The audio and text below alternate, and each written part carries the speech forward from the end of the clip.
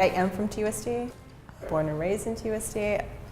I've never been anywhere else. My parents also were TUSD students. This is where I spent some of my childhood. The current parking lot was my Nana's house, and it no longer is. Now it accommodates a bunch of parents that come in for the Family Resource Center. My dad did share stories. He's not really big on sharing stories to begin with, so the stories that he did share with us, we hang on to. And it had to do, you know, when we were playing outside of my Nana's house, we would see the Wakefield kids, and he would give us a little bit about what his experience was.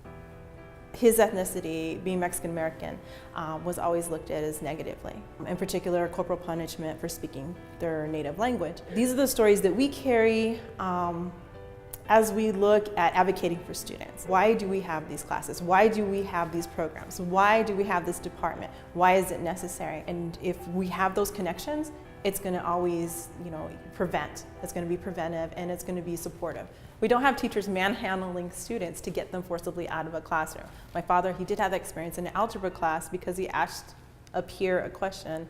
The teacher confronted him physically and physically removed him from the classroom. He was in the mariachi group, Los Changuitos Feos, the very first group, and he had a scholarship, a music scholarship at the U of A. If he was college bound, he would need that algebra class.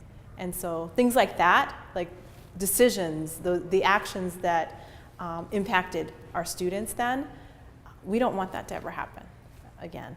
My daughter is at Davis, a bilingual school. She is bilingual, she's biliterate. She'll be able to move ahead in careers at a different pace than her peers who will be monolingual English speakers. We're going to keep promoting that program as best as we can as a magnet, and continue with dual language across our district in whatever capacity. So that's something that I truly advocate for as the Director of Mexican American Student Services. One of my mentors was my counselor at Santa Rita High School, who was Mexican American. One of the programs that the University of Arizona had funding for was an early outreach program called APEX, Academic Preparation for Excellence. That entity was to recruit minority and first generation students to the university.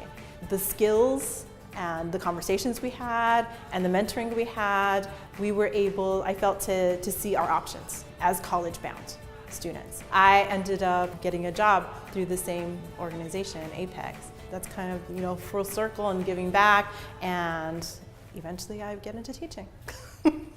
It's just always been inherent in me that I needed to do this work. In Tucson, the reason why we have so much diversity, the reason why we have pushed for culturally responsive education throughout our district is because of our community. It's been a community effort based off of their experiences in the past, just as my parents.